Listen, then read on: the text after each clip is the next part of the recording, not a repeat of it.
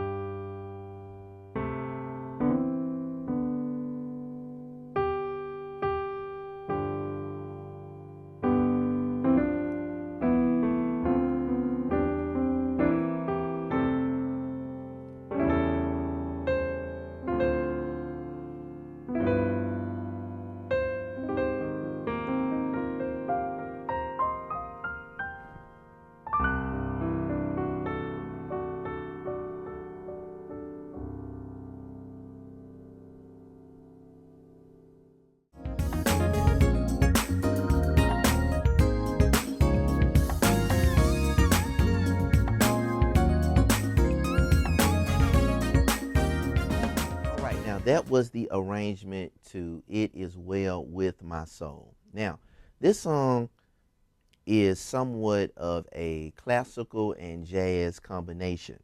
Now, the way I started off was like this. I'm playing the melody with my right hand. G, G, F, E, E, D, E, F, A, G, F, E.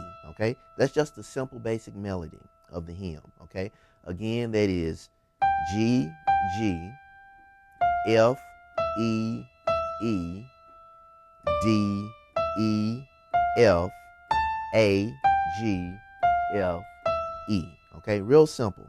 But what I'm doing is I'm taking the chords that I'm playing and I'm playing what I call broken chords or arpeggios. Okay, now the chords would be this. Excuse me. It would be a C major chord, moving to an E major chord over C, basically moving now to an F major chord over C,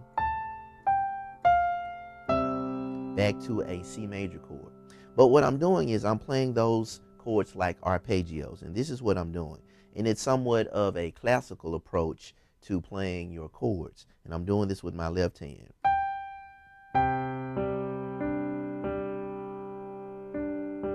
Okay? That's how I'm starting off the first chord.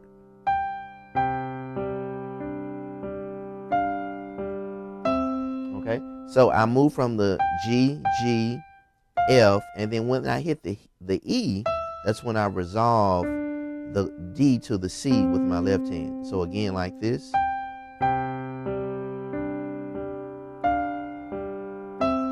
Okay, I'll do it once more.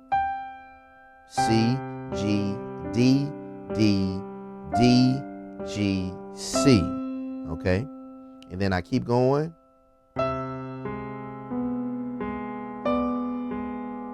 Okay, now the second chord I'm playing C, A flat, and B, okay, like this.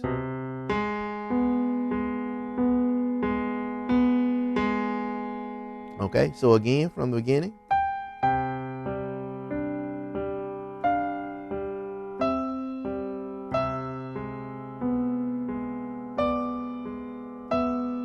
Now we change again.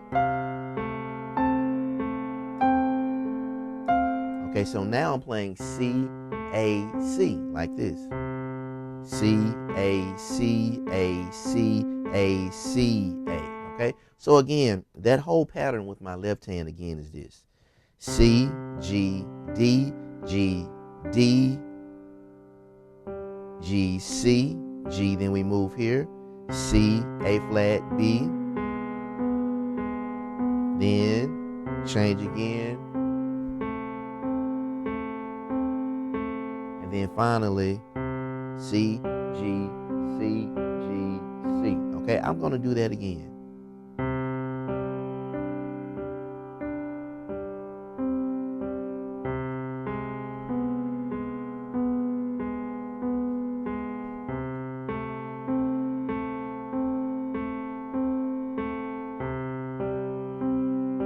Okay, now in order for that to work, of course you need to use your sustain pedal while you're doing it, okay? So let's put it all together again with both hands.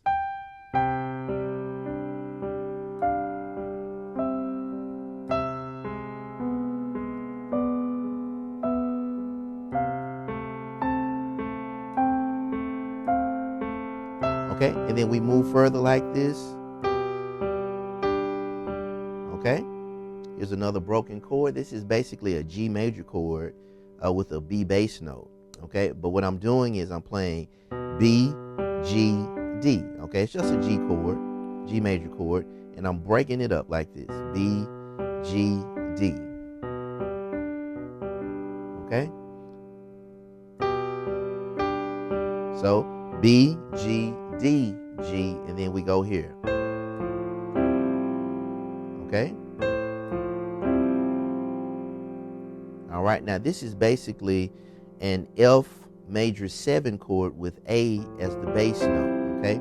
You also could look at it like A minor 7 with a sharp 5, okay? Moving this E up to the F would be the sharp 5, okay?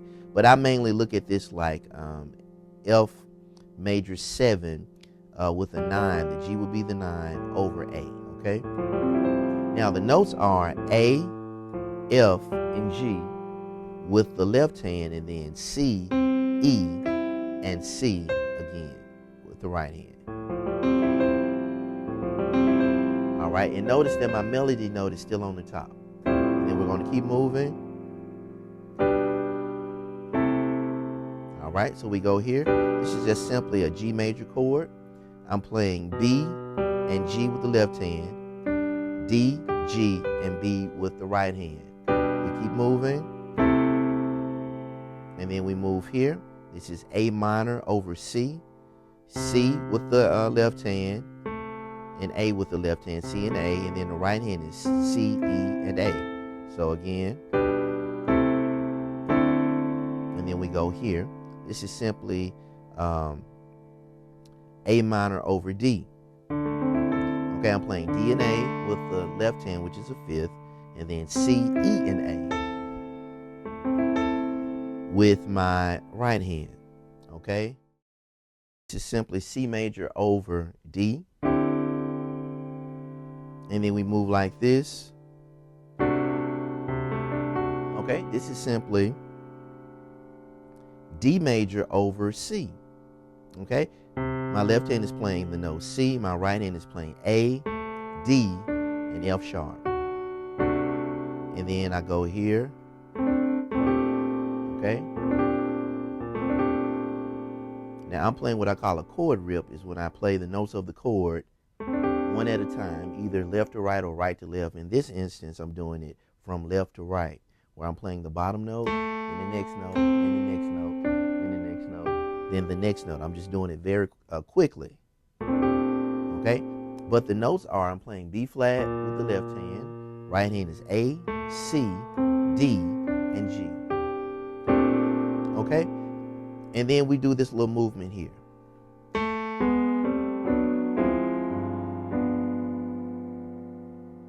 Okay, now I call what I just did, I call those snowball chords. And I call them snowball chords because you start off with one note, and then you build to 2 notes, then 3 notes, then 4 notes, then 5 notes. So it starts off very small, and then it gets very big like a snowball. So I call them snowball chords. Now let me break it down exactly what I'm doing. I'm playing A, and then A flat and B, okay? And then we move to G, A, and C.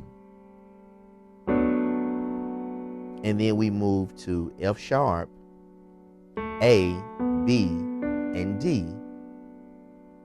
And then we move here. Okay, now with my left hand, I'm playing G and F. And my right hand, I'm playing A, C, and E. Okay, so again, that would be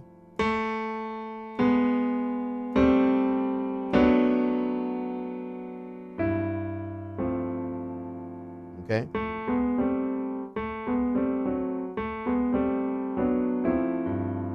Okay, sometimes I delay before I hit that G again. And then we resolve like this. We come from the G, F, A, C, E to the G, F with the left hand, and right hand is A flat, B, and D. Okay, so this would be G dominant 7 flat 9. This would be G suspended 13, moving to the G dominant 7 flat 9. Okay, and then we keep going. Okay, this is F diminished with a ninth. The G would be the ninth. And then we move here. Okay, but what I do sometimes on this particular chord is I will do a little run. I'm going to show you this run. Okay, let me give you the notes, then I'll show you the run. I'm playing the notes F and D with my left hand, and then with my right hand, I'm playing A flat, B, D, and G. Okay, now this is the run. Okay, I'm going to do it again.